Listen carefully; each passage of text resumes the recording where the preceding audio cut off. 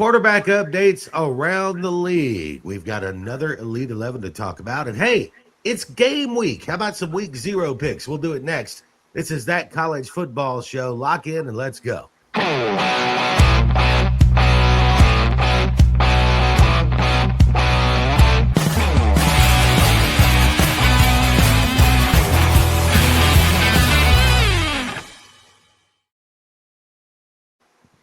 Welcome into That College Football Show. I am JJ, a longtime broadcaster, formerly Southern Sports Tonight, currently AHSA Radio Network, Sports Blitz Live, a host of other things over the years.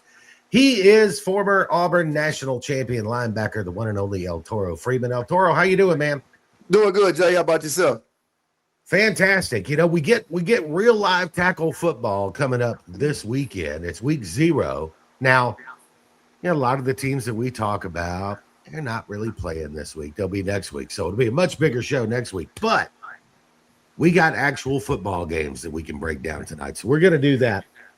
We've got quarterback battles being settled around the league, and we need to talk about those a little bit too. But this is not on our show notes.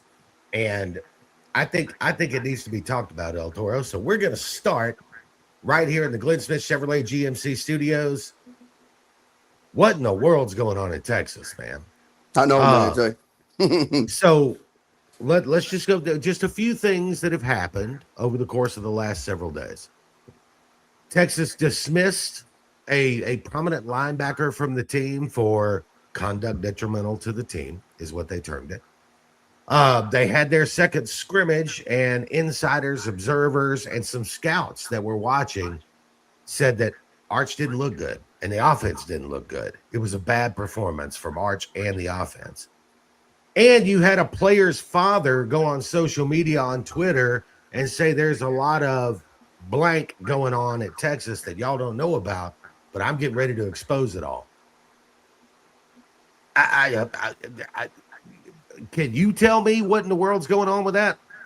Jay, I tell you this, man, with the expectations riding on Texas football program, with everything they have done to build this roster, I mean, Jay, this is not good at all, and it's not good for Steve Sarkisian. I'm telling you, Jay, it's going to be a big turnaround, Jay, and they don't have room. They don't have room for error, Jay, with the expectation and all that's going on. So they got a lot of off-the-field stuff going on, Jay, and look like also in-house things going on.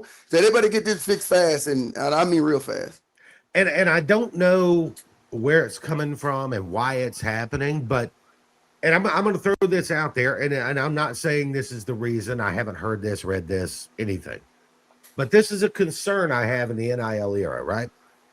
Because if I'm, say, a linebacker, right, and I've paid my dues, I've been there 2 years, I'm going into my 3rd year, and I'm making some money. I'm making good money, right? I'm making, let's just say $500,000. And then you go in the portal and you bring in a guy to play beside me, same position, and he's coming in his first year. Let's just say you're paying him $1 million because that's what it took to get him.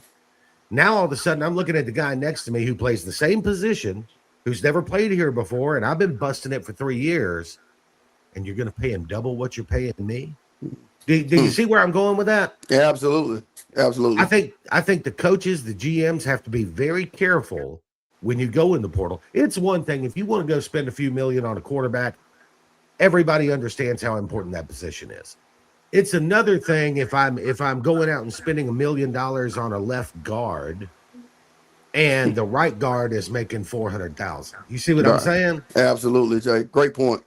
I think it can cause problems, and I think schools have to be a little bit leery of that. Now, I'm not saying that's the problem at Texas. This may just be a blip on the radar, and they may beat Ohio State by 10 points or 14 points in a few weeks. But what if they don't? That's the thing, Jay. And to hear that the offense is not clicking, to hear that Arch is not looking good, Jay, that is very concerning at this stage. At this stage. Second scrimmage of his second year as a starter. Right.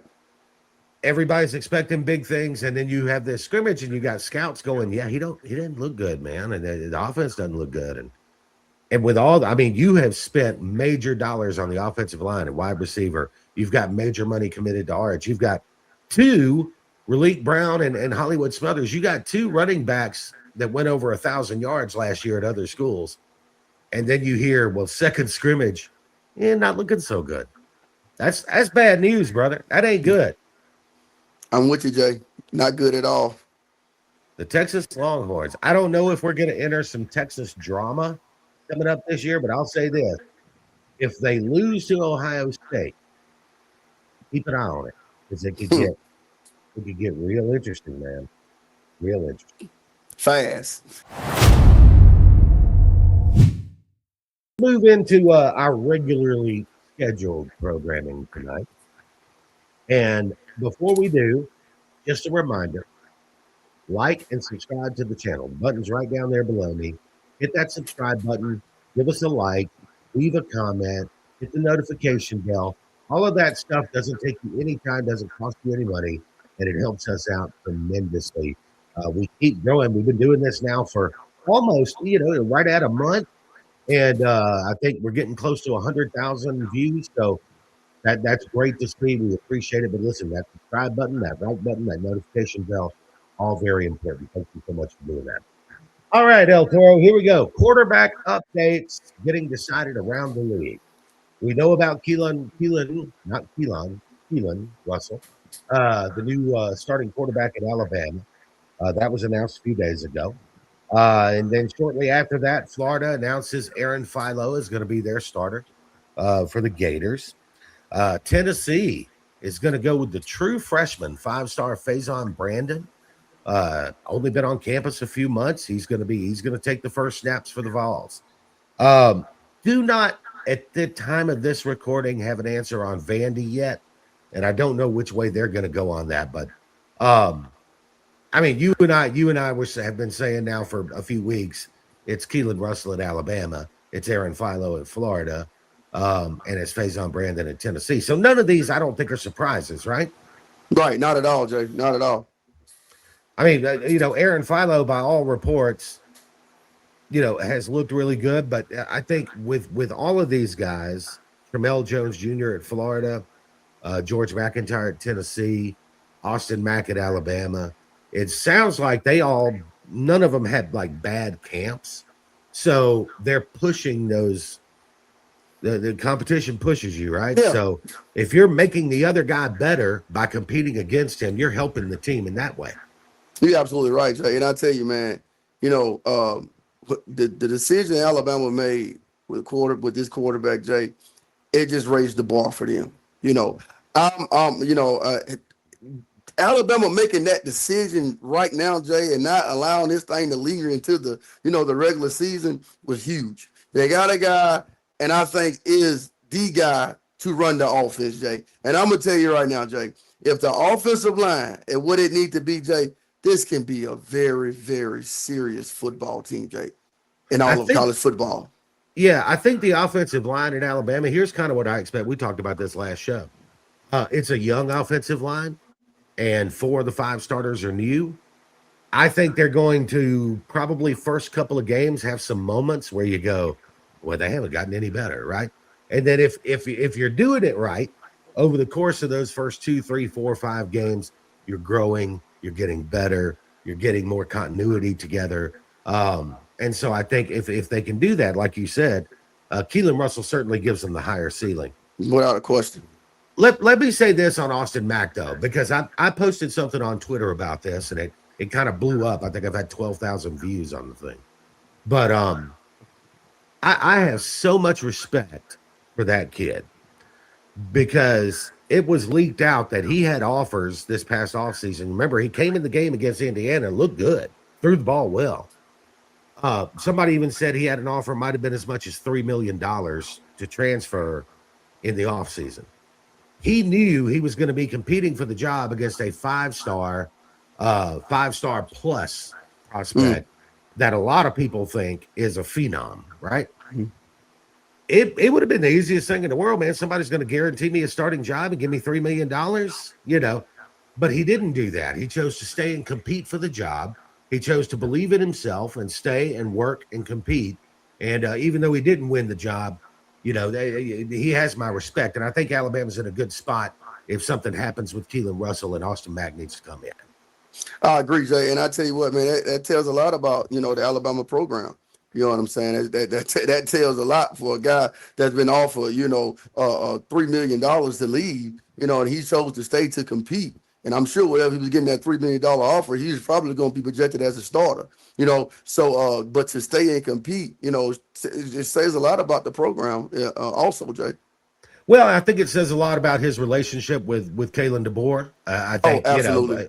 Probably has a lot to do with that because he signed with Washington when he was 16 years old, graduated from high school a year early. On the Faison Brandon kid, kind of similar to Keelan Russell, 5-star recruit, electric arm, great athletic ability. The difference is, of course, Keelan Russell has had a year in college football. Faison Brandon has not, but Faison Brandon has some advantages that Keelan Russell doesn't have. Yeah, absolutely. He's got a returning offensive line, returning receivers, 1,000-yard running back. Mm-hmm. So there's Faison Brandon. I don't think will be expected to carry as much of the offense at Tennessee as Keelan Russell will at Alabama. I totally agree. I totally agree with that, Jay. I think the big boys up front, they're gonna really protect them. You know what I'm saying? They're gonna lean on their running game. And then they also gonna allow him to make some plays here and there. But I think it's gonna be more the offensive line protecting him and allow him to grow within the offense. Yeah, I think in big games they can what's the word? Protect him a little better, right? Not put him in play call situations where it's super risky. You know what I mean? Just let him learn to protect the ball. Take the, as the old basketball saying goes, right? Make the layups. That's right. If you got a 5-yard completion on 3rd and 9, take it, because let your receiver try to make that other 4 yards. Take the layups. And with this type of player, Jay, 5-star plus guy, you know what I'm saying? Like, I expect him to mature within the season as well.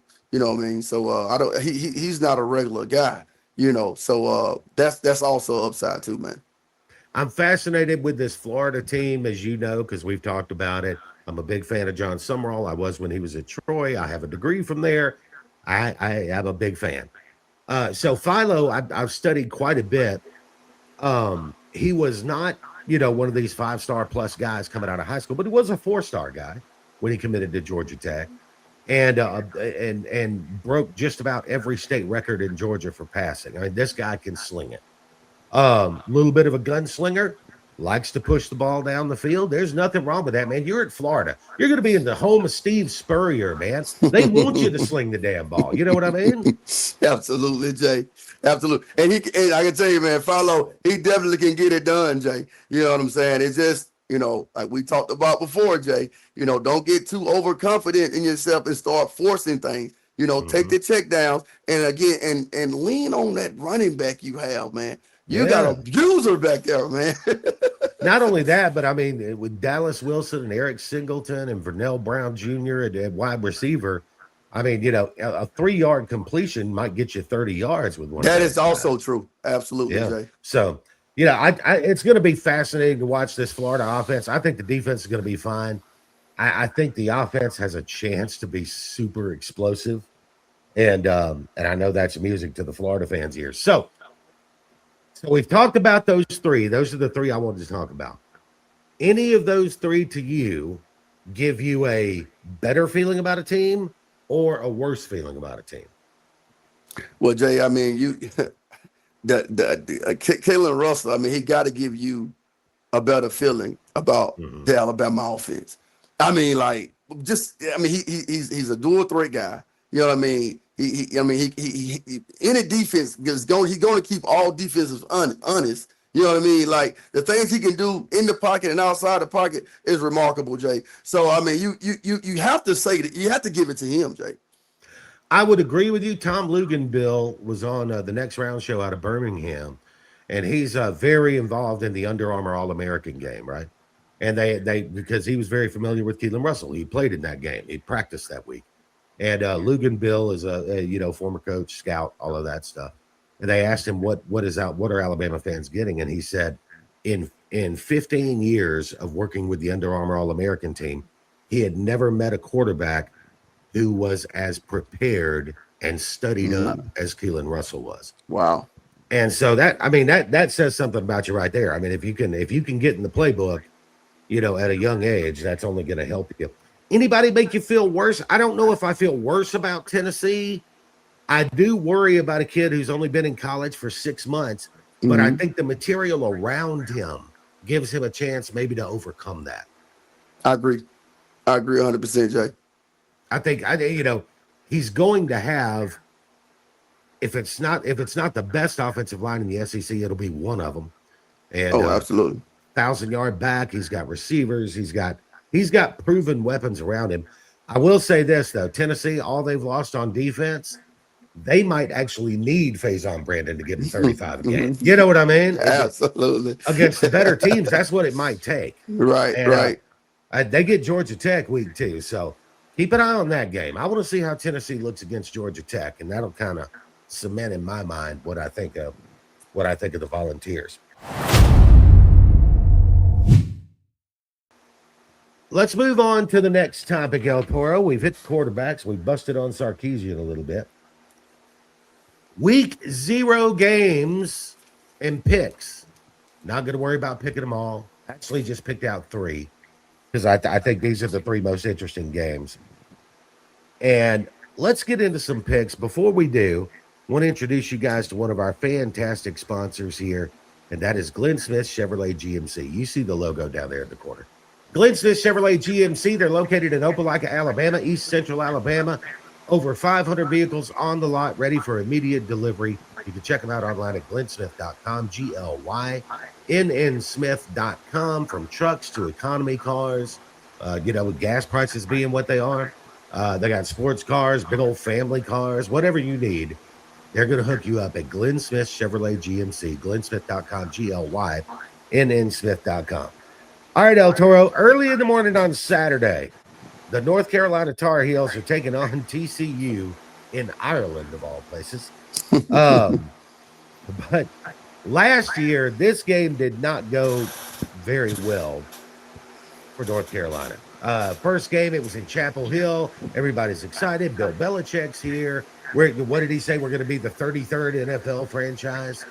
Then they got beat 48-14. There's some weird stuff going on in Carolina. The GM's been suspended or placed on administrative leave, however you want to, phrase that. You've got a quarterback transfer coming in, Billy Edwards, who has had one healthy year in college football. That was 2 years ago when he was at Maryland. And even then, I think he threw for like 11 touchdowns and 9 picks. Bobby Petrino comes in on the positive side to coordinate the offense. For all the bad things I could say about Bobby Petrino, and there's a lot of them, the guy could call plays. The guy could put points on the board. So maybe that's a positive for North Carolina. TCU's favored by 7.5 in this game. You got any thoughts on that? Yeah, I think TCU win by 10 at least. I just think with TCU passing attack and with all the things going on with North Carolina, Jay, I can't see them winning this game. I'm with you. I don't know if, and I also don't think being at a neutral site favors North Carolina. No. It's funny to me because with Petrino coming in, but this Edwards kid, I haven't read anything that makes me think he's gonna tear it up there, even with Bobby Petrino. The one interesting thing I found was, the offensive coordinator at TCU was Kendall Briles. He leaves to go to South Carolina to coach up Lenore Sellers. Sonny Dykes, the head coach at TCU, changing his offensive philosophy a little bit. Hires the offensive coordinator from UConn. He wants to be a little more run game heavy than what they've been. He wants to run the ball and control the ball a little more. And the interesting thing about UConn, this offensive coordinator that's coming in, UConn led the nation in fewest turnovers last year. So I think that's where they're kind of wanting to go. I think they're still going to sling it around some, but they want to be a little more run game focused. They want to be a little less turnover prone. So that might lead to a lower score in this game too.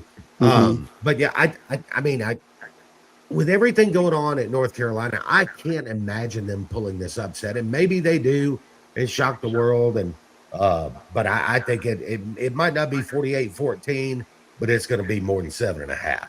Yeah, I'm with you, Jay. I'm with you All for right, sure.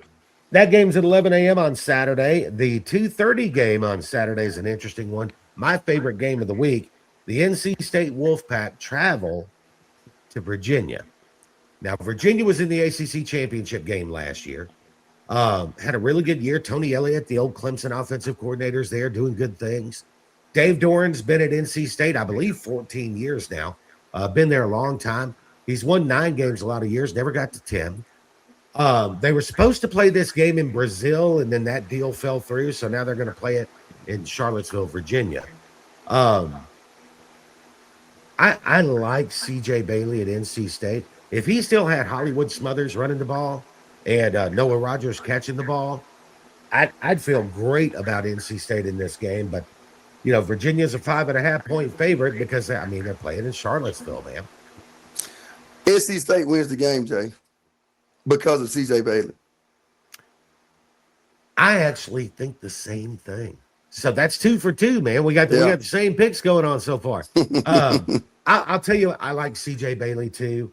I'm not sure that Virginia got Bo Perbula, who was the quarterback at Missouri last year. He can run a little bit, man. I was never impressed with Perbula's arm talent very much. But they do have him, and he's got some college experience. This is the kind of game where I think NC State could announce to the world that, hey, we might be a little better than what y'all are thinking. Mm-hmm. And Dave Doran's won 9 games in the regular season, I think 4 times since he's been at NC State. It's not a stretch for him to do that again, and I think a win over Virginia would kind of get him there. And I love CJ Bailey too, man. So I'm with you. Look, as Lee Corso used to say, I don't want the 5.5 points. I don't need the 5.5 points, but I'll take the 5.5. All right, let's get to the final one I want to talk about. Kind of a group of 6 game, not kind of, it is a group of 6 game.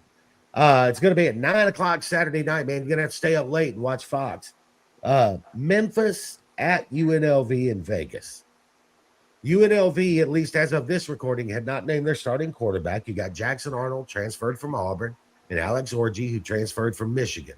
They're battling it out. Dan Mullen hasn't decided which one he's going to go with yet. Charles Huff, formerly at Southern Miss, gets the head coaching job at Memphis when Brian Silverfield goes to Arkansas. So he comes in there. UNLV's favored by a field goal. Am I crazy for thinking that that's too low of a number? I like UNLV to win 9, 10, hell, maybe 11 games this year. I like UNLV a lot. Jump all over UNLV. I mean, I just don't understand that prediction, Jay, how they got just winning by 3 points. I mean, you kidding me? Memphis has lost a lot, man. Yeah. Lost a lot, lost a coach. You know what I'm saying? And UNLV is on the rise with Dan Mullen, you know what I mean? And the rushing attack he has, he's gonna have a quarterback. Whatever quarterback he pick, he's gonna be the best for the offense. You know what I'm saying? And so UNLV all day long, Jay. I watched, Dan Mullen. Dan Mullen runs that offense so well, man. He runs a lot of that zone read stuff. And regardless of what you want to say about Jackson Arnold and his time at Auburn, I'm not sure all of that was his fault. But he's got some ability, especially as a runner. And if Mullen can get him to make better, quicker decisions on the passing game, then I think Jackson Arnold could revive his career. If not, you've got Alex Orji that transferred from Michigan. So there you go. You've got 2 guys with Power 4 experience that you're choosing from. And like I said, I got 2 group of 6 teams that I think are going to wind up. One of them's going to wind up in the playoffs. And I think it's either going to be UNLV or Boise. So I'm looking for UNLV to win this game by more than 3 points. We'll see. Just a few picks, man. I mean, I hate for us to agree on everything, but hey, if we're right, we're right? Absolutely, Jay. That college football show, that CFB show for short. I'm JJ, he's Eltoro. And we're talking a little ball tonight and having a good time. We hope you guys are having a great time too. Just remember, like and subscribe. The buttons are right down there. Hit the notification bell, maybe leave a comment. All of that doesn't cost you anything and takes just a few seconds and helps us out a lot. Our next segment, we're going to talk about some injury news from around the league, and there's been some injuries. We'll get into some of that. Hate talking about injuries, but they happen in football, and some injuries affect you a great deal. Some injuries, they just affect you a little bit. But we're going to get into that. Before we do, this segment is brought to you by Chanel Comfort Cooling and Heating, Central Alabama company specializing in residential heating and cooling. And they can really get the job done, man. Whether you need a full system replacement or just a simple repair, they can help you with any of that. And I can tell you from experience, when your AC unit goes out, it sucks bad. Chanel Comfort Cooling and Heating. You'll see the number down there on the screen. All right, injury news, Eltoro. Quite a bit here. Let's get in. Let's start with Missouri. Running back Ahmad Hardy was shot at a concert this offseason. We all know about that. We didn't know exactly when. Now they're saying maybe be ready by mid-September. Got a good backup, but Ahmad Hardy is Ahmad Hardy, and there's not another one of those. Absolutely, Jay. And I think, man, that hurts the Missouri offense. And I think he's one of the key guys they were leaning on for this season. So I think that hurts bad, Jay. And I just wonder, like, if he comes back in mid-September, is he going to be back in a way that he can carry the ball 25 times a game? Mm-hmm. Or do you have to ease him in, right? I mean, those are things you got to think about. At Alabama, you had several injuries. A couple of more recent ones. You had a defensive lineman who was in the rotation or expected to be in the rotation. Jeremiah Beeman got hurt. You had a freshman safety who was making some waves in fall practice. Shower Edwards. He is going to be out for an extended period of time. The freshman running back, 5-star EJ Crowell, is expected to be healthy for week 1, but he's missed 5 scrimmages though. He missed every scrimmage in the spring. He missed every scrimmage in the fall. It's just been a nagging sort of recurring thing. And you start to wonder, especially with a true freshman, is he going to be up to speed on pass pro? Is he going to be ready to go? I don't know. We'll see. They said they do expect him healthy for week 1. Another running back, A.K. Deere, who really broke out in fall camp and had worked his way into a solid number 2 in the running back room. He's now out with an ankle injury 4 to 6 weeks.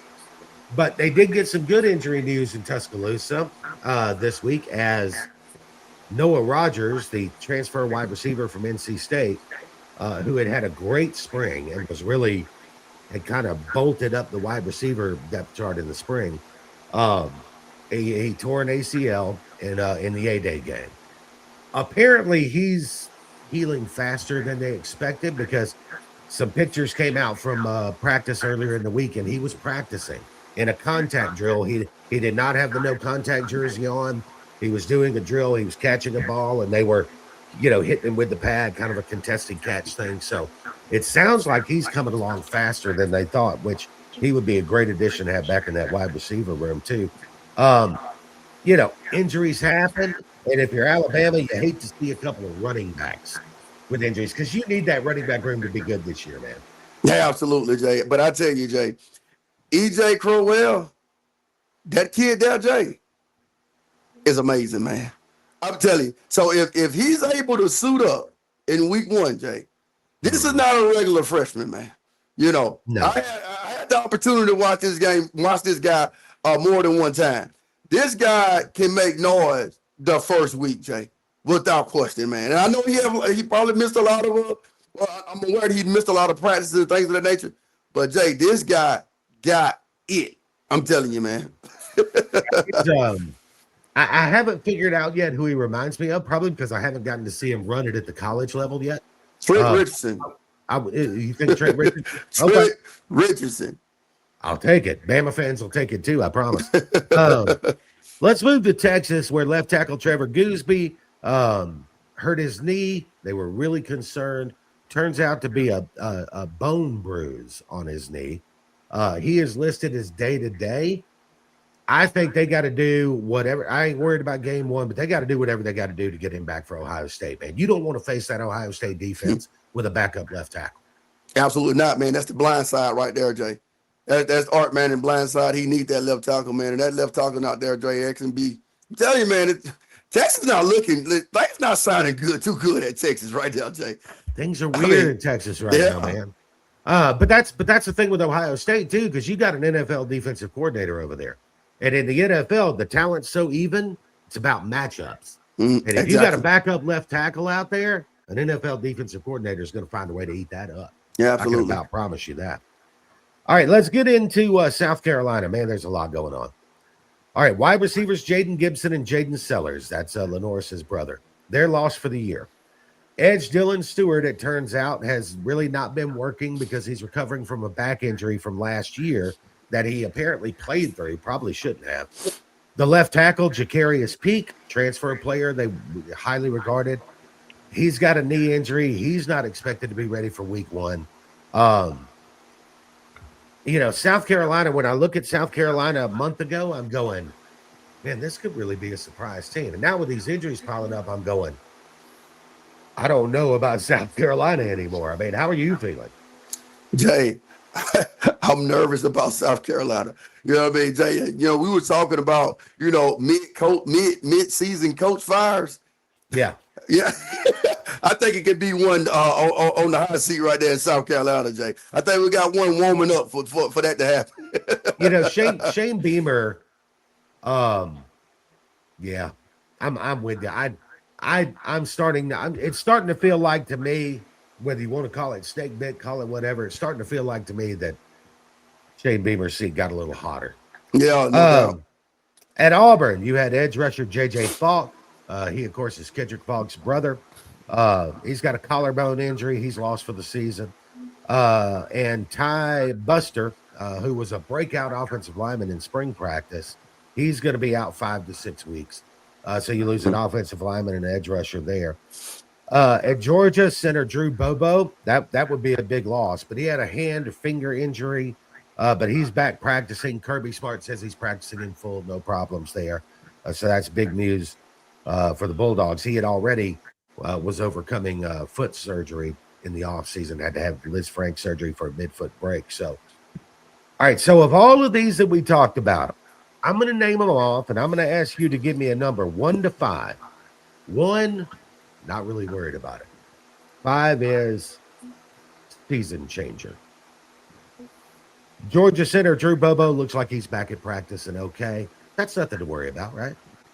1, Jay. Okay. Auburn edge J.J. Falk and offensive lineman Ty Buster. Auburn has a deep rotation. They'll be doing a deep rotation on the defensive side of the ball. Not really worried there on the defensive side, but the offensive side of the ball could be a big concern, Jay. I'm gonna give it a 2 for now. Okay. I reserve the right to change my mind, right? South Carolina, just a 5-alarm fire, man. I'm 5 with you, Jay, all day long. I mean, that's a problem with the injuries in South Carolina. Texas left tackle Trevor Gooseby. It's just one player. It's a very important player. But very important, right? It's very important. But I'm going 5, Jay. I'm not going 5. I'm going to go 4 though, only because Ohio State's coming to town. If you were opening with like Texas Western and then Western Kentucky and then maybe Vandy, I'm not as worried. But you got week 2, and that's Ohio State. I'm going to give that thing a 4 right now. It's a 5 when you factor in all the other crap going on out there in Austin. All right, Alabama, you got a couple of running backs nursing injuries. You've got a couple of defensive rotational pieces, not necessarily starters, but rotation guys. But you did get some good news with Noah Rogers back at practice. Where are you at on Alabama in the injury situation? I'm 1, Jay. I'm 1. I don't think it's, I know the running back. Well, but I'm so high on EJ Crowell, and just knowing that he'll be ready to go week 1 is enough for me. I'm high on AK Deer too, so I hated to see him get hurt, but he's not lost for the season. If everything goes according to plan, he should be back around South Carolina or Mississippi State, which would make him available for Georgia, which is when ish gets real. You know what I mean? If they're handling business up to them. And Missouri running back Ahmad Hardy, they're saying mid-September, so maybe a week. I'm 5, Jay. Return. You 5 on that? I'm 5 on that, Jay. That's the offense, man. I'm a little lower on that, but man, he's a great player. And they're replacing 10 starters on defense. So they need great players on the offensive side. No All right. question about that. There's some injury news from around the league. How concerned are you about your team? Chanel Comfort Cooling and Heating. Thank you. That college football show, JJ and Eltoro. Here we are getting ready for week 0, about 48 hours away. And just talking a little ball tonight as we get ready for big boy football the following week, right? All right, remember, like and subscribe, leave a comment, hit the notification bell. Let us know you were here. If you're watching this on YouTube, we greatly appreciate it, okay? That subscribe button helps us out a lot, and it's no real trouble for you. Also, I want to tell you about Southeastern Land Group. You see the logo down there on the screen. Southeastern Land Group is a full-service land agency helping people buy and sell rural land in the Southeast. They've got 80 agents spread across 10 states, and they're experts in their field, right? So if you're looking to buy or sell land anywhere in the Southeast, give those guys a holler. They're at selandgroup.com, selandgroup.com. All right, Eltoro, I thought this would be kind of fun to get into. And look, it's going to be the sickos that are going to watch this segment because get into a little technical football. But the Auburn offense and what Alex Golish is bringing in. Now, there are other teams in the league that run variations of this offense. I always called it the veer and shoot. I think the popular name now is wide choice. But whatever you call it, Tennessee runs a version of it. Mississippi State runs a version of it. The core philosophy on it is operating at warp speed, man. You're going fast. You want to snap the ball as fast as possible to prevent substitutions, repetition, minimal pre-snap complexity. It's very quarterback friendly because you're not asking the quarterback in the pre-snap to make 5 different adjustments, right? You're counting people, you're counting the box, and then you're taking the snap. So going fast, man, as a defensive player, how does that affect you? It affects you a lot, Jay. You know what I mean? It's hard to get set up when you got an offense going fast. So I like that. I like that approach. You know what I mean? And then to tag on a running game with that, you know, you can be very scary, Jay. And that's why I'm so high about this Auburn offense, man. I think tempo is going to be an interesting thing to watch in that opening game, that Baylor game. I want to see how much tempo they use. You've got a quarterback who knows how to run it. So there's no reason you don't have to slow play into it, right? Mm-hmm. I mean, you've got a guy that knows how to run it. The passing game, the wide choice thing, and a lot of people, it's going to look a little weird sometimes when you're watching it, but the wide receivers will line up literally next to the coaches on the sideline, right? They're way outside. And they do that to spread the field. You mentioned the running game. The field gets spread so wide that it makes it almost impossible for defensive coaches to get enough people in the box. So if you want to run it, especially when you got a quarterback who can run it too, when you want to run it, you've got creases, places to go. Mm-hmm. Absolutely, Jay. Absolutely. Now listen, Jay, Auburn is bringing in now 1,000-yard runner at quarterback and 1,000-yard all-purpose running back. You know what I mean? Mm-hmm. So any crease you give these guys right here, Jay, could be 6. Well, not to mention, I mean, you got to tackle Byron Brown. It's 240 pounds. I mean, that's not an easy job either. Absolutely, tackle that guy. And the wide choice thing, I think, sometimes is misunderstood. The choice is not a quarterback choice. The choice is a receiver choice. Mm-hmm. The receiver reads the defensive back and goes, "Okay, I'm going vertical, or I'm stopping and coming back." Right? Mm-hmm. I'm either running a comeback or I'm going vertical, baby. That sometimes they'll break it off into a slant. So there's not, and then the quarterback has to read the receiver, not the defense. It's just a different way of doing it, but it simplifies things for the quarterback by putting the read on that receiver. They have the choice on the route they're going to run. So it's a fascinating offense from that perspective. All right, a lot of inside run, a lot of counter mechanics, right? A lot of show you this, coming back over here. I mean, you were a linebacker, so counter plays. How do you prepare for a team that's heavy on counter?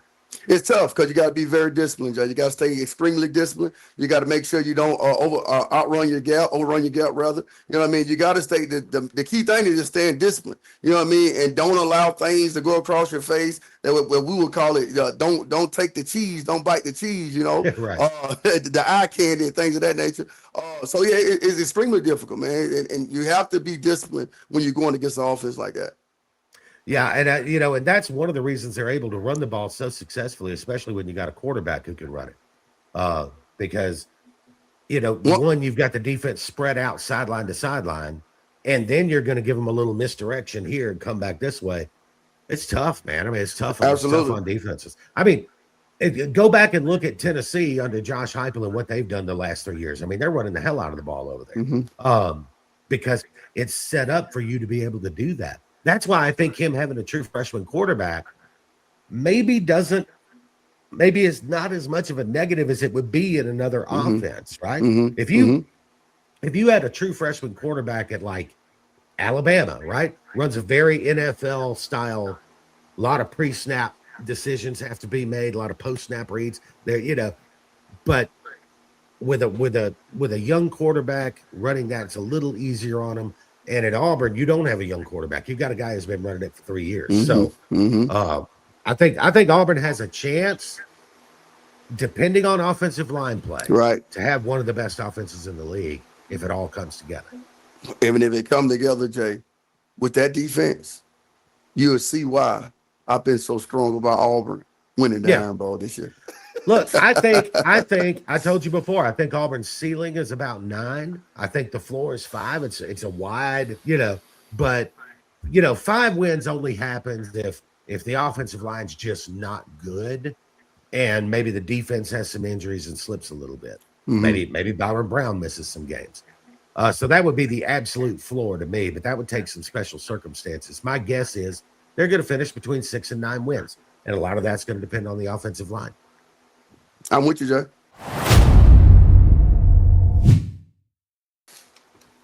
Welcome back to That College Football Show. JJ and Eltoro with you. Remember, like, subscribe, leave a comment, hit the notification bell, all the stuffs as we continue on this show. All right, I want to get back into our Elite 11, Eltoro, because we've got 11 teams. Here's the way this is set up. A lot of people will give you their top 10. A lot of people will give you their top 25. We chose 11. Why? Because the playoffs has 12 teams, and the 12th team has got to be a G6 guy. So we're picking our Elite 11. Now, we did this once before. I'll tell you what we picked before, El Toro. We had Georgia at 1. We had Oregon at 2, Texas at 3, Ohio State 4, Indiana 5, Notre Dame at 6, Miami at 7, Texas Tech at 8, Ole Miss at 9, USC was at 10, and LSU at 11. This one's going to be different because I get to pick first this time. You picked first last time. So we'll see how this one comes out. This will be our final one before college football kicks off, man. How about that? All right, so number 1, I'm not doing anything different than what you did last time. I'm not changing my mind until I have to. Give me Kirby Smart and the Georgia Bulldogs at number 1. 14 returning starters. Maybe the best defense he's had since 22 when they won a national championship.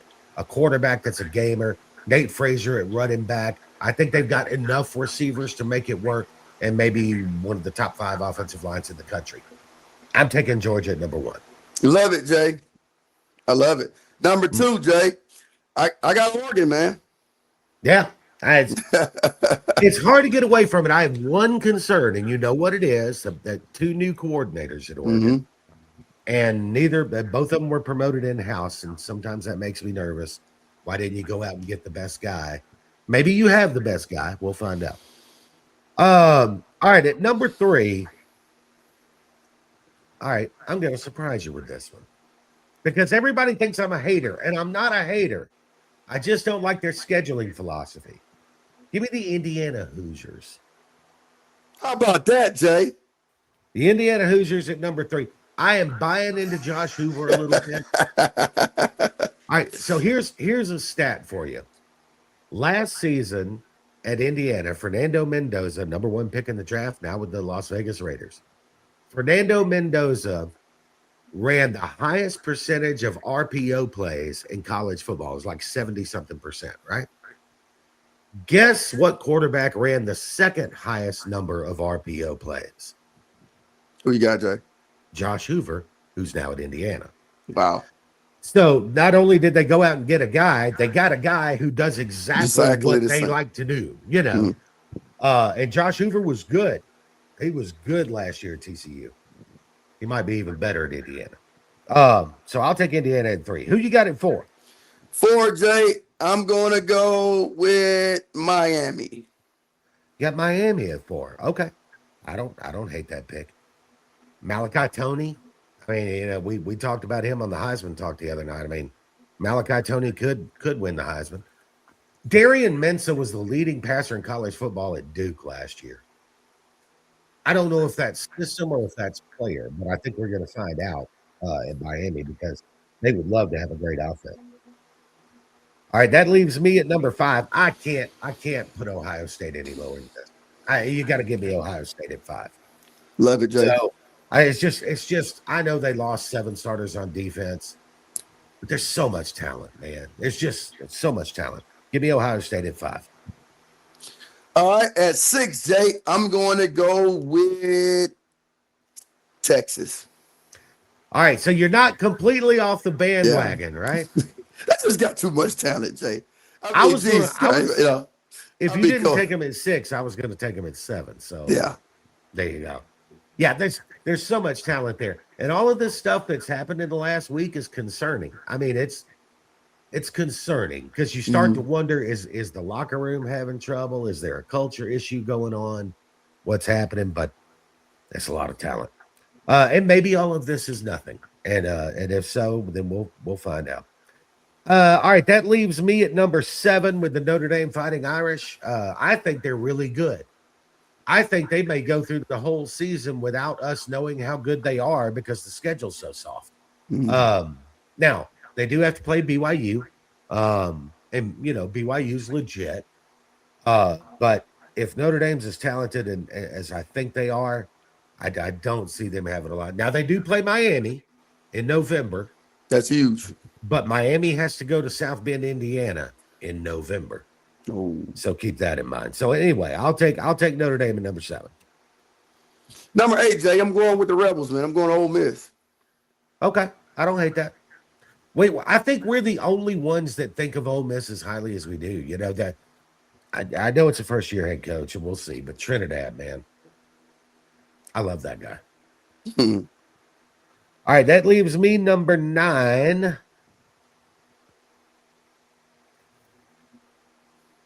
I'm going to drink a little Kool-Aid, Eltoro. Give me the Alabama Crimson Tide at number 9. Keelan Russell makes the difference. All right, Jay. You know what, Jay? I don't really have much to say about that, Jay. I don't really have much to say about that. You know, Keelan Russell, he does make the difference, Jay. And, I actually like that pick, Jay. Hey, look, here's all I'm saying. The AP had him ranked 13th, right? So, you know, it's just 4 more spots. So right. I'm gonna drink a little bit of the Kool-Aid. I'm gonna give Alabama the 9, but I haven't seen them play yet. So right. Keep that in mind. I might drop them next time. You never know. All right, you got number 10, man. Give me 10. Let me get Texas Tech, man. Okay, I like that. I like that pick. Texas Tech's gonna win a lot of games. You know, there was with all of this stuff about NFL players, you know, that are, you know, getting cut, you know, coming back to college football. There was actually a story about the who was it? Thomas Castellanos, the quarterback from Florida State last year, talking about going to Texas Tech this year. Right? You know, I don't know how good that is for your locker room to be replacing your quarterback 2 weeks before a game, but hey, man, y'all the coaches, y'all do your thing. Number 11, I'm sticking with my dark horse, man. I like the USC Trojans. I think USC's in the playoffs. I think Jaden Maiava wins the Heisman. Give me USC at number 11, and Lincoln Riley gets to keep his job for another year. I like it, Jay. All right, you know what? That ain't a bad list, man. Not at all. I mean, it's different than last time, and I'm sure our next one will be different than the other one, right? Right. Do want to tell you about our sponsor for this segment. That's Meacham Marketing Company, Alabama-based company specializing in creativity, innovation, and a little bit of fun too. They do everything from social media management to graphic design, website design, videography, photography, drone services, print marketing, digital marketing, and they take pride in understanding your business and what your goals are, because your goals become their goals. Great company to work with, great people over there. MeachamMarketingCO.com. MeachamMarketingCO.com. Cruise by the website if you're a business owner and see what they can do for you, because they can help you out a lot. JJ and Eltoro here on That College Football Show, that CFB show for short. Remember, subscribe, hit the like button, leave a comment, hit the notification bell, all the good stuff that helps us out a lot. And before we get out of here, Eltoro, just a couple of things to go over. Number one, our schedule's getting ready to change, okay? We are going to be, instead of premiering the shows on Monday and Thursday night at 6:30, we're going to premiere the shows on YouTube at 7 a.m. on Tuesdays and Fridays. That starts next week because the season's here, man. We're about to put toe to leather.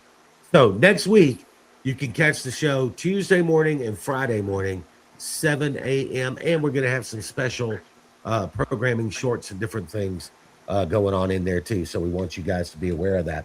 If you've been watching the show, we appreciate you. All right. I've got a prompt for the two of us. Mine is one thing I'm most confident about heading into week 0. And here it is. Bill Belichick's girlfriend will be on the sideline. for absolutely no reason, but she'll be on the sideline. That's what I'm most confident in. You think the camera's gonna catch her, Jay? Well, the camera loves her, man. She ain't bad to look at. I'm just saying, you know. But yeah, Bill Belichick's 25-year-old girlfriend will be on the sideline, probably talking to people that she just has no business talking to. That's what I'm most confident about heading into week 0. All right, Eltoro, here's your final question for tonight. One thing everybody thinks they know about this season, but they're wrong.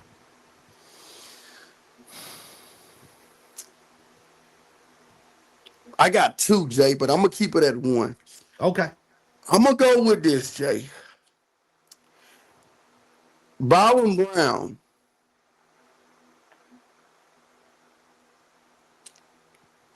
Can I say that? It's something that people think they know that they don't really know. They think they know that they don't really know.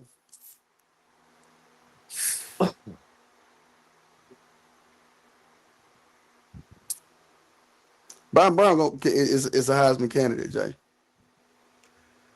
If he does anything like what he did at USF last year, then you're absolutely right. If he throws for 3,000, runs for 1,000, I mean, heck, if he throws for 3,000 and runs for 700, you know what I mean? Yeah. Do it gotta be 3? Do it have to be 3,000? It's gotta be pretty close, man. Okay. I think so. Because you got a lot of good quarterbacks this year. So numbers are going to matter. And he's got to win 8 or 9 games to pull that off, right? Yeah, I'll say this. Definitely. If Auburn wins 9 games, and I know you feel strongly about them beating Alabama and Tuscaloosa, but let's say they come into the game in Tuscaloosa at 9-2, but they drop a close one by a field goal, and Byron Brown plays well, then yeah, I think if he can lead that team to 9 wins, I could definitely see him in New York for the ceremony. Yeah. Yeah. Like I said, I don't hate that at all. I think it absolutely could happen. But we got a long way to go, man. We're not there yet. We had another week before we get to big boy football, but we do have week 0. I hope you guys enjoy the games. Look, park yourself on a couch Saturday and enjoy all the games. Eltoro, you got anything before we close? UNLV will win the football game by more than 3 points, Jay. I think you're absolutely right on that one. I'm with you on that one too. Look, I don't even gamble, but I love making picks. I just hate losing money. So, but if I did gamble, I would gamble on UNLV. Without a question. Until next time, everybody, remember, eat your vegetables, go Braves, and to know ball is to love ball. We'll see you next time.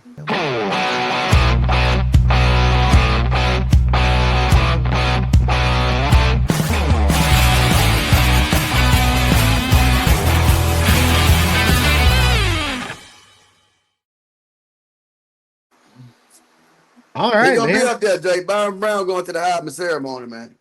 Look, I don't think it's impossible. I think it's one of those things that I could look up at the, and like I said, he's got to win games.